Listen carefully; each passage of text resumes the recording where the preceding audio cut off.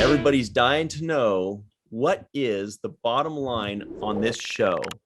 Mike's doing the karate chop. That's his bottom line signal.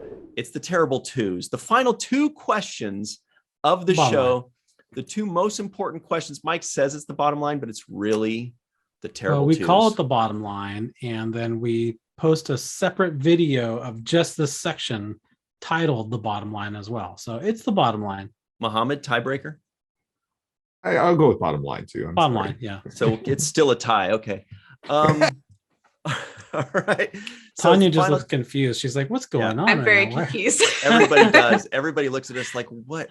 Why did it get so weird? Yeah. We were on a roll. Everything was fine. Arguing about this when it's obviously called the bottom line. So, well, the people in the live chat love it. They love it. So no, they don't. The final two questions. Question number one, Michael Kenyon Rosenberg. On a scale of 1 to 10, what would you give this first episode of For All Mankind?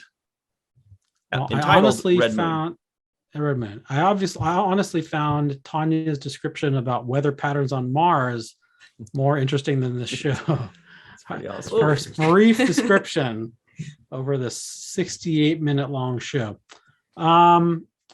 Yeah, but it is about space. There are all those Easter eggs. Like I think that whole code that came up when they were practicing like that. I think that happened during the real mission, right? And there was like that kind of like I think the lady like stepped up and said, "Oh no, that's nothing. Don't worry about that." And like, so they were able to land. I remember hearing about that. So that kind of piqued my interest a little bit.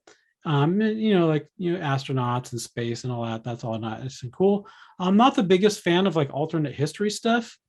My dad would love this show. He loves like alternate history things. He lived through the moon landing.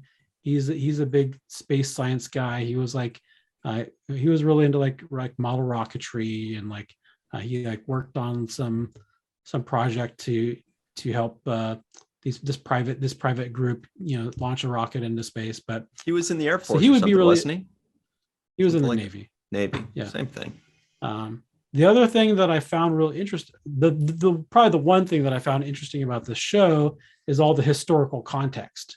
You've got 1969, so you've got the moon landing, you've got Woodstock, you've got the Vietnam War. They mentioned, the Chicago 7, which just happened the year before. Civil rights is brand new. Those laws just I think just recently passed. And then there's an interesting documentary called Summer of Soul that my wife found the other day, and it's basically all about this Harlem Cultural Festival, where it's like basically you look at the footage, it's all Black people. It's like young ass Stevie Wonder. You got like all these cool acts from like the 60s, Black musicians, and they're playing in Harlem, and it's basically sometimes people call it the Black Woodstock because it happened at the same time as Woodstock. And so all this stuff, all this context, like if you think back, man, there's so much going on in 1969. So that having all this in the backdrop of everything else that's going on, that's kind of interesting to me, but not enough for me to give it a good score. I'm giving it a 3.5. Wow.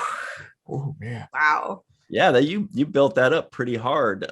You're basically what you were saying is these are all the things that were going on that I didn't see in this episode.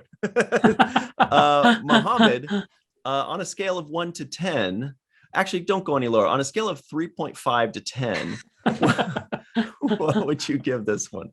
I'd give it a 9. I really enjoyed it. I thought it was very engaging. I thought it was fascinating. I like the space elements. I like the history elements. I mean, one question that was nagging me through when the landing first happened, like, so did Nixon call Khrushchev and congratulate him? Oh, probably not, but I don't know. Actually, maybe Tanya, did Khrushchev call Nixon on our moon landing?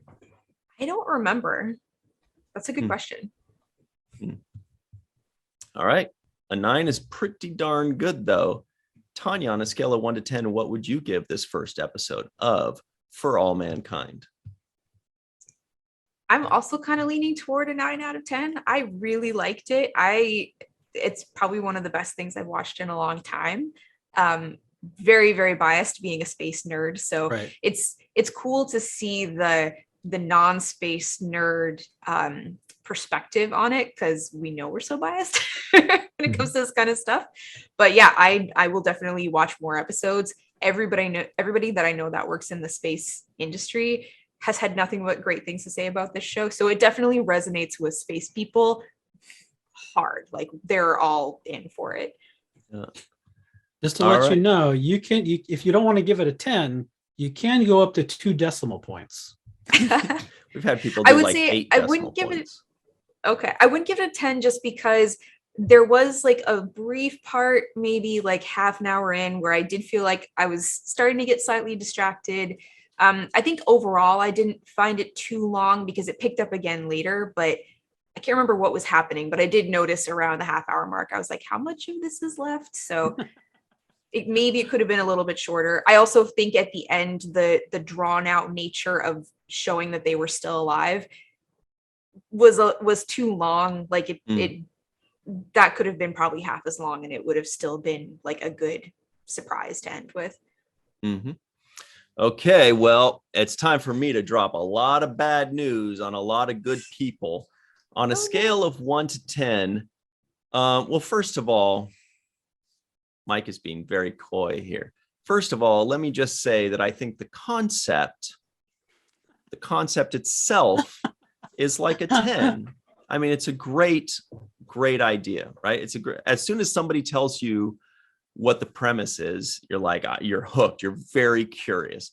They didn't seem to really be, it doesn't seem like they're really taking it in the direction I expected. I thought it was going to progress, maybe not in this episode, but I don't think that episode 2 is going to be now 5 years in the future or 10, I don't think it's going to progress like that. I don't even think they're going to do that season to season, which is also possible. So the concept itself is a 10. The execution is, maybe around a 6, because there were some, like I said, mesmerizing parts. I thought that the intro theme was just stunning. Like it was beautiful. The music was beautiful. The visuals were great. Everything else was good. And so I'm going to do a nice soft landing at 7.8. Oh, that's better. Yeah, That's good. Yeah, and that's just because I'm a curmudgeon. I don't know where Mike is coming from. They did have a good logo. Yeah, the logo was good. Yeah. But they ripped it off of the NASA worm logo, so they don't really get to take credit for making that. Oh, okay. I didn't know that. So Michael's going down 3.2 now. Okay, now the final question of the show, and really the most important question. This is what everybody wants to know. The bottom line really, truly is, for the purposes of this podcast, we all had to watch the first episode of For All Mankind. But now that the podcast is over and we're free to move about the internet, Michael Kenyon Rosenberg, of your own volition, would you watch the second episode? No. Nope. Is You that just surprising stabbed given that I Tanya. gave it a 3.5? Figured it was going to be no, but maybe it was enough for you to be like, I'll watch episode 2, see if it gets a little better. No, not for me. It's not. I mean, I appreciate, people that like alternate history stuff, and I'm not an alternate history guy. I guess this show had one huge historical inaccuracy, which is that Russia did not land on the moon first. So yeah, they didn't do their homework. By the way, that's part of what I liked about the concept, I should have said, is that I really love that kind of thing where one little thing in history can just have a chain reaction that just changes everything. And my mind has wandered into those directions in the past. So it's really cool to see somebody actually doing that. So it's a shocking no from you, huh, Michael? We wouldn't have guessed. Mohamed, would you watch the second? Maybe, right? Oh yeah, I would totally watch the second. I don't know that I would buy a Apple Plus TV subscription to do it, but actually, when I tried rewatching just the last few minutes of it because I was being distracted when I watched it last time, I wanted to rewatch it. Saul Rubinek popped up. Like, I remember him being in this. Then I checked, like, oh, somehow I can actually access the second episode too on my iPad for free. I'm not sure why, but no, I think it's the first 3 episodes are available. That's why. Okay, well, there you go. So I'll probably watch all 3 of those. What role did he have?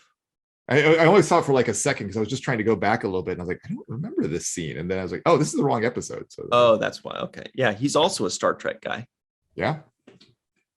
Warehouse 13. Tanya, boy, this is nobody knows Tough where you're going to one. go with this one. Would you watch the second episode of Your Own Volition?